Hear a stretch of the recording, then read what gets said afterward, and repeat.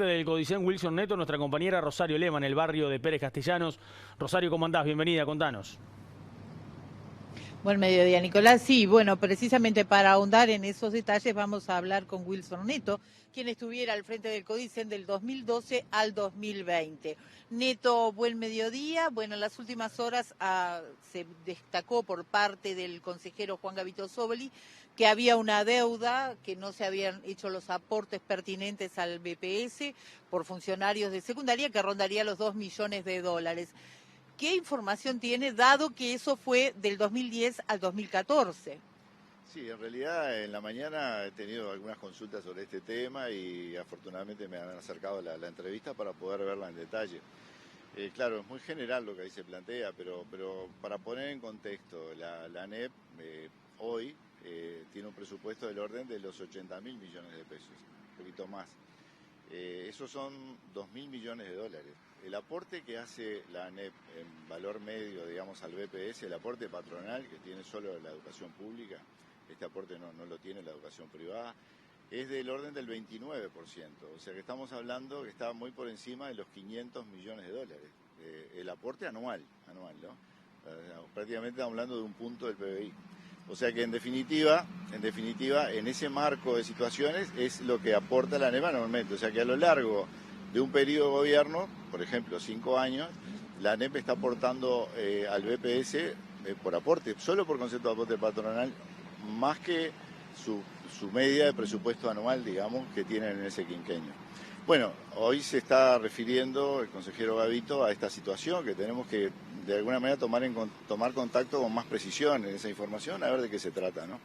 Hay muchos elementos, ajustes que se hacen en el BPS, situaciones, a veces también hay altas y bajas de docentes, situaciones que van conformando, situaciones a dilucidar a través del BPS, que luego ese informe puede llegar a la ANEP y acumular algún deuda de estas características, ¿no? Según lo que yo escuché en la entrevista, son del orden de 2 millones de dólares, lo que se hace referencia a un periodo de gobierno. Tenemos que ver a qué se debe eso, cuáles son las situaciones que llevaron. Digo, no es, digamos, en la administración también hay muchas situaciones que se plantean que luego pasan de una administración a otra, porque los tiempos de procesar esas cosas a veces exceden el proceso de administración. Digo, así nos ha pasado a nosotros en el momento que nos tocó tomar la administración, pero de hecho yo creo que hay que verlo, hay que analizarlo, pero ponerlo en contexto, ¿no? Estamos hablando 2 millones de dólares en un periodo que el aporte al BPS o sea, actualizados son del orden de 2.500 millones de dólares. O sea que estamos hablando de una situación que bueno, tenemos que analizarla y de alguna manera, si disponemos de la información, sin ninguna duda estaremos en condiciones de poder dar cuenta de a qué se debió esa situación, ¿no? O a qué se debe esa situación, si eso se cotejó hoy y por eso la deuda viene hoy, pero de situaciones de aquel momento, qué pasó en aquel momento que no se logró de alguna manera la administración hacerse cargo de ese dinero. Tenemos que verlo, porque esto así es muy en el aire, es muy general, pero la administración siempre ha sido muy respetuosa de sus compromisos y además, no solamente por los aportes, sino también por todos los elementos que manejan conjunto con el BPS y los permisos necesarios que tiene que tener la ANEP para poder seguir avanzando en obras y en otro tipo de acciones que lleva adelante y que si no estuviera al día con el BPS sería imposible hacerlo, ¿no?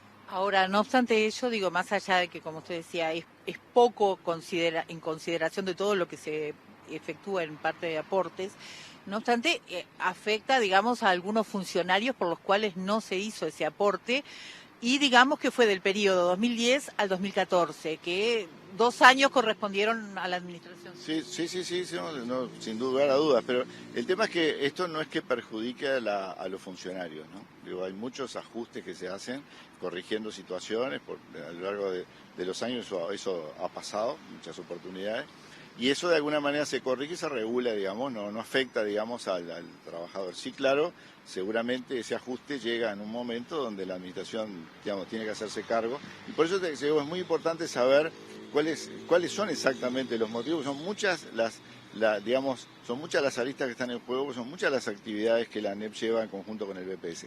Lo que yo quiero descartar de plano, que a veces se puede interpretar de esa nota que me acercaron en la mañana, es que no ha hecho la ANEP los aportes a lo largo de un periodo de gobierno. Por eso le digo, un periodo de gobierno hoy, a dinero de hoy, son 2.500 millones de dólares. O sea que que está muy lejos de no ser los aportes. Hay situaciones que se pueden dar en menor grado, que hay que atenderlas, pero para eso hay que tener una información más precisa. Yo creo que hay que manejar con más seriedad estas cosas, en el sentido de informar con precisión. Bueno, es algo que se procesó y hoy está en momento de pago, es algo que realmente se acumuló en aquel momento. ¿Cuáles fueron los motivos por los cuales la administración no estuvo en condiciones de pagarlo? Porque nunca fue un tema de orden presupuestal y tampoco la voluntad de no hacerlo. O sea, tenemos que ver cuál es la situación. Esto, insisto, pasa en las administraciones, que se procesan correcciones y luego eso sí se regula a lo largo del tiempo, ¿no? O se normaliza a lo largo del tiempo. Neto, por último y bien breve, desde el BPS se confirman sí que esos aportes no se efectuaron a los docentes, a los funcionarios, perdón, de secundaria.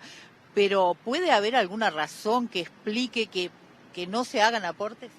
No, en realidad toda la administración tiene un proceso de equipos técnicos de primer nivel que siempre lo han manejado con total transparencia y con mucha eficiencia. O sea que, en definitiva, yo digo, hay que verlo. O sea, insisto, esto no es que afecte a los trabajadores de la educación. Quiero descartar eso, ¿no?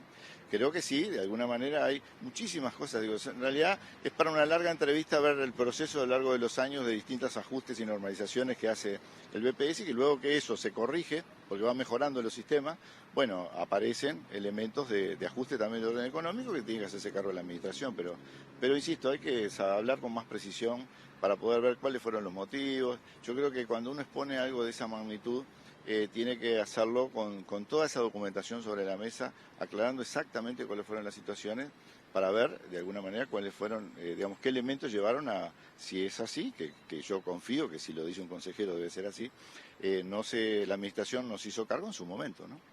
Neto, ha sido muy amable. No, por favor, a las órdenes.